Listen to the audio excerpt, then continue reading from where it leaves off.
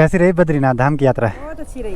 X ray होने के बाद रिजल्ट क्या निकलता है? कुछ हुआ तो नहीं उसमें? ना बढ़िया। बस गाड़ियाँ आपस में भिड़ गई और बुलेट का ना शीशा भी टूटा है। मतलब इतनी हेल्प करी इन्होंने। सबसे पहले आप सभी को मेरा प्यार भरा नमस्कार। मेरा नाम है आलोक राणा और स्वागत है आप सभी का देवभूमि उत्तराखंड के जोशीमठ से। कल रात को हम रुके थे बद्रीश कृपा होम स्टे में। यहाँ पे रहने खाने की पूरी व्यवस्थाएं हो गई थी। आज हमको सबसे पहले जाना है नरसिंह भगवान जी के मंदिर में दर्शन करने के लिए। अभी हम 3 लोग जा रहे हैं सिर्फ नरसिंह भगवान जी के मंदिर में दर्शन करने के लिए। जो भैया जी होम स्टे के ऑनर हैं, बाकी अपने साथ प्रमोद भाई हैं और जो यश भाई हैं उनकी थोड़ा हालत ख़राब है। अभी देखते हैं, आज के दिन पे बहुत सारे काम करने हैं और सेफली यहाँ से घर तक उनको पहुँचाना है।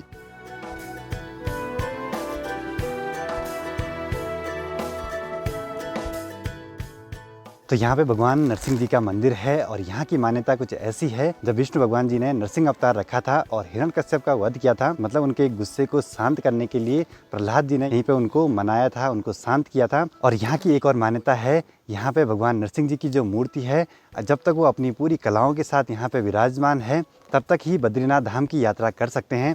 अगर जिस दिन वो टूट गई उसके बाद ठीक आगे जय विजय नामक 2 पर्वत हैं, वो आपस में मिल जाएंगे और बद्रीनाथ धाम तक पहुंचना मुश्किल हो जाएगा। और यहाँ मंदिर के आसपास कई सारे और मंदिर भी हैं जिनके कि आप यहीं पे आके दर्शन कर सकते हैं और काफ़ी सुंदर सी जगह पे ये मंदिर बना हुआ है। तो चलिए जी, बहुत दिनों से एक तमन्ना थी मन में कि यहाँ पे दर्शन हो जाएं, तो आज पूरी हो चुकी है। बाकी इसके बाद देखते हैं और क्या क्या चीज़ें हमको देखने को मिलती हैं। अब इसके बाद यश भाई को ले जाना है एक्सरे करवाने के लिए। देखते हैं आगे आगे क्या क्या चीज़ें हो पाती हैं। दीदी लोग भी कल रात यहीं पे रुके थे जोशीमठ में। देखते हैं, उनसे मुलाकात होगी तो और भी अच्छी बात है।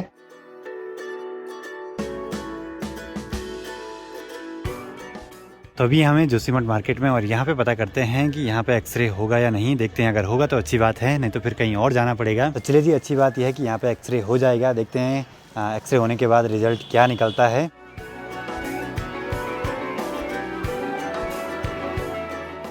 तो चलिए जी, अच्छी बात यह है कि यश भाई की जो यहाँ की जो पूरी हड्डियाँ होती हैं वो बिल्कुल सेफ हैं। तो अभी हम होम स्टे पे आ चुके हैं और बाकी यहाँ पे जो भैया जी है ना होम स्टे के ओनर, उनका बहुत बहुत धन्यवाद। मतलब इतनी हेल्प करी इन्होंने कि हमको ये नहीं लगा कि हम अपने घर से बाहर हैं। मतलब हमें यहाँ का कुछ भी मालूम नहीं था, कहाँ पे हॉस्पिटल है, कहाँ पे क्या है, लेकिन इन्होंने बहुत हेल्प करी। अपनी स्कूटी से हमें ले गई और बहुत बहुत धन्यवाद। बाकी इनका भी एक यूट्यूब चैनल है, उस पर आपको यहाँ के आसपास की जितनी भी मतलब धार्मिक उत्सव होते हैं, जो भी चीज़ें होती हैं वो आपको उसमें देखने को मिलेंगी। और विंटर सीजन में आप अगर यहाँ आते हैं, औली आते हैं घूमने के लिए, तो इनके होम स्टे में रुक सकते हैं। तो रात को हम इस वाले रूम में रुके थे। बिल्कुल बढ़िया सा रूम था, यहीं वॉशरूम अटैच है और यहाँ पर आराम से वैसे 3 लोग ठंडे में एडजस्ट हो सकते हैं, लेकिन 2 लोगों के लिए कम्फर्टेबल है। तो हमने 2 रूम लिए थे, एक में यश भाई रुके थे और मैं और प्रमोद भाई यहाँ रुके थे इस वाले रूम में। और यहाँ से ठीक सामने के नज़ारे कुछ ऐसे हैं। तो चलिए जी, सब कुछ सेट है और यहाँ से यश भाई की बुलेट मैं ले जाऊँगा और मेरी बाइक को चलाएगा प्रमोद भाई। तो चलिए जी, यहाँ पे दीदी जी भी पहुँच चुकी हैं। हो गए थे श्री बद्रीनाथ धाम की यात्रा पे, वहाँ तो मिल नहीं पाए, लेकिन जोशीमठ में अचानक से मुलाकात हो गई है। प्रणाम। प्रणाम। वही दर्शन कैसी रही बद्रीनाथ धाम की यात्रा? बहुत अच्छी रही। पहली बार आई नहीं? पहली बार। देखिए जी, हमारी तैयारी हो चुकी थी घर के लिए निकलने की, तब तक दीदी लोग भी पहुंच गए। अब यहाँ पे जो होम स्टे के ओनर हैं उन्होंने चाय पीने का ऑफर करा है। एक बार चाय पी लेते हैं, फिर आगे की देखी जाएगी। तो चलिए जी, चाय भी पी ली है और अब निकल पड़ते हैं आगे के सफर पे। ये माँ जी खड़ा मदौरी थी, मतलब लोड है ना दौरी। तो चलो जी, मैंने अपना बैग दीदी के पास दे दिया है। ठीक है दीदी, मिलते हैं। जरूर जरूर जरूर, बहुत बहुत धन्यवाद। आप मिलना तब ठीक था, बहुत बहुत धन्यवाद। नारायण है। चलिए जी, जोशीमठ से आगे को निकल पड़ते हैं और यहाँ आके जिस होम स्टे में हम रुके थे ना, मतलब ऐसा लगा ही नहीं कि हम कहीं बाहर हैं, बस ऐसा लगा कि अपने घर पे हैं। बुलेट का ना शीशा भी टूटा है और जो लेग गार्ड है ना वो उसका भी एक नेट टूटा हुआ था, वो भी लगवाना पड़ेगा। आराम से चलेंगे, आज घर तक ही पहुँचना है। देखते हैं आगे क्या होता है। तो जैसे जैसे गड्ढे और ब्रेकर आ रहे हैं ना, तो यश भाई के थोड़ा सा उन हड्डियों पे दर्द तो हो रहा है। यहाँ का ये निकल गए, थोड़ा ये वाले टाइट करने, थोड़ा ज़्यादा नीचे आ रहा है ना, तो फिर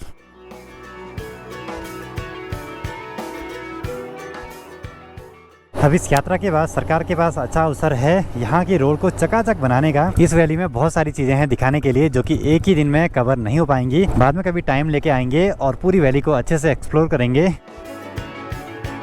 और ये हम अभी पहुँचे हैं हेलंग में और यहीं से राइट को रास्ता है कल्पेश्वर महादेव के मंदिर तक जाने का। हमारा प्लान तो था, लेकिन अगर यश भाई के साथ कल वो इंसिडेंट नहीं होता तो हम ज़रूर जाते कल्पेश्वर महादेव, लेकिन अगली बार ज़रूर जाएंगे। वहाँ तो 12 महीने कपाट खुले रहते हैं भगवान जी के।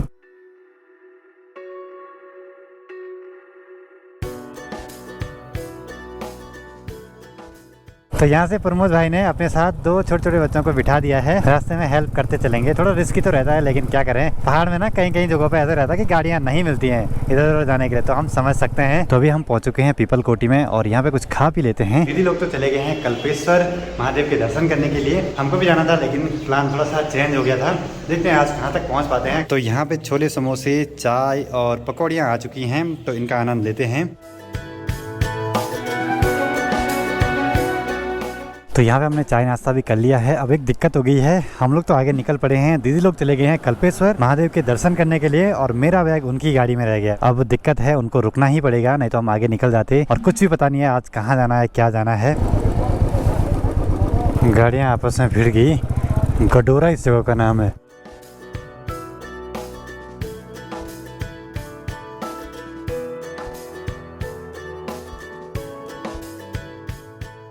अरे यहाँ पे ना एक लोड ट्रक गिरा हुआ शायद। हे भगवान, कुछ हुआ तो नहीं उसमें? ना बच गए।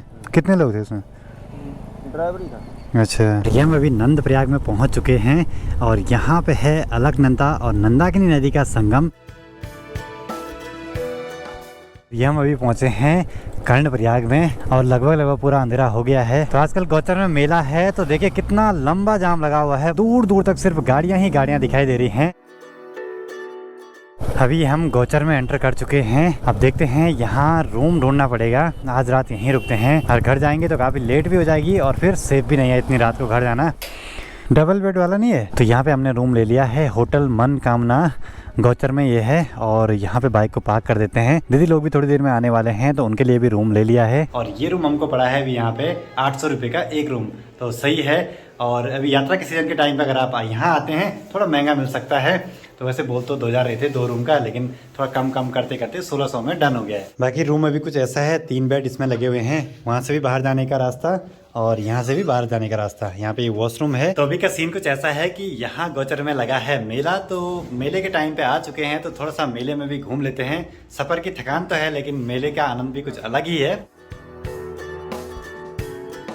और यहाँ गौचर में मैं लगभग आज से 6-7 साल पहले आया था आर्मी की भर्ती के लिए, लेकिन हो नहीं पाया था, बस यहीं से घर चले गए थे उस दिन। और यहाँ ठीक है ऊपर पे लिखा हुआ है गौचर मेला में तुम्हारू स्वागत चा, मतलब कि गौचर मेले में आपका स्वागत है। पर यहाँ मेला समाप्त हो चुका है, तो सभी दुकानें जा रही हैं अपने अपने घरों को। और मेला समाप्त होने के बाद बस बच जाता है ये कचरा कचरा कचरा। अब यहाँ बड़ी बड़ी चरखियाँ लगी थी, लेकिन अभी सब कुछ क्लोज हो चुका है। यहाँ पे ऊँट भी आए हुए हैं। पहाड़ों में ऊँट तो दिखते हैं नहीं, हमको यहीं पे दिख जाते हैं। देखिए आजकल पहाड़ों में जगह जगह ऐसे मेले लगते रहते हैं। और कल है ऊखीमठ में मधमहेश्वर मेला। तो चलिए जी पहुंच चुके हैं दुकानों के बीच में। यहाँ थोड़ा बहुत भीड़ दिखाई दे रही है। कपड़ों की दुकानें हैं, कहीं पे कुछ खाने पीने की दुकानें हैं, कहीं पे सेल लगी हुई है। तो यही है पहाड़ों के मेले। और गौचर का मेला तो हमारे लोकल एरिया में बहुत फेमस है। यहाँ पे खूब सारे रजाई गद्दे भी हैं और ऊपर झिलमिली लगी हुई है, झिलमिली बोलते हैं हमारे यहाँ इनको। चले जी यहाँ पे जरा आइसक्रीम खा लेते हैं, देखते हैं कैसी बनी हुई है, क्या है। यहाँ स्टॉल भी लगे हुए हैं, मतलब गर्म कपड़े, देखिए बहुत सारी चीजें हैं। भोटिया भाई, नीति घाटी, जोशीमठ, मलारी। और यहाँ पे कई सारे टेंट लगे हुए हैं। ये उन लोगों के हैं जो यहाँ दुकानदारी करने के लिए बाहर से आए हुए हैं। यहाँ पे बहुत सारी टच वाली घड़ियाँ हैं।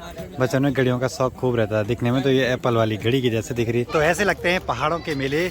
यहाँ धार्मिक आस्था से जुड़े हुए मेले ज्यादातर दिखाई देंगे आपको। दुकानें लगती है, चरखियाँ लगती हैं। और यहाँ पे शायद बड़ा सा स्टेज लगा हुआ था, काफी सुंदर तरीके से सजाया गया था। तो अभी सारा कुछ क्लोज होने लगा है। तो चले जी मेले में आए हैं तो कुछ खा पी लेते हैं। यहाँ पे भेलपुरी खाते हैं और ये भैया जी लगे हुए हैं बनाने पे। और ये हैं बरेली से, मतलब कि जब पहाड़ों में मेले लगते हैं तो सभी का रोजगार पटरी पे आ जाता है। सभी लोग अपने अपने रोजगार को यहाँ ले आते हैं। ये है कुछ स्पेशल वाला मसाला, बोले 5 रंग का मसाला है। देखते हैं इसका स्वाद कैसा आता है। तो चलिए जी आज का दिन हमारा कुछ ऐसा था। अब इसके बाद थोड़ा बहुत कुछ खा पी लेंगे और उसके बाद बस आराम करना है। दीदी लोग भी थोड़ी देर में पहुंच जाएंगे यहाँ गौचर तक, उनके लिए भी रूम ले लिया है। सोचा तो हमने ये था कि घर तक पहुंच जाएंगे, लेकिन पहुंच नहीं पाए। तो कैसी लगी आपको ये वीडियो कमेंट सेक्शन में कमेंट करके जरूर बताइए। वीडियो पसंद आए तो इसको लाइक कीजिए, कमेंट कीजिए और अपने दोस्तों के साथ शेयर कीजिए। मैं आलोक राणा मिलता हूँ आपसे अगली नई वीडियो में। तब तक के लिए जय हिंद, जय भारत, जय देवभूमि उत्तराखंड। चलो दीदी लोग भी पहुँच चुके हैं अंधेरा होने से पहले।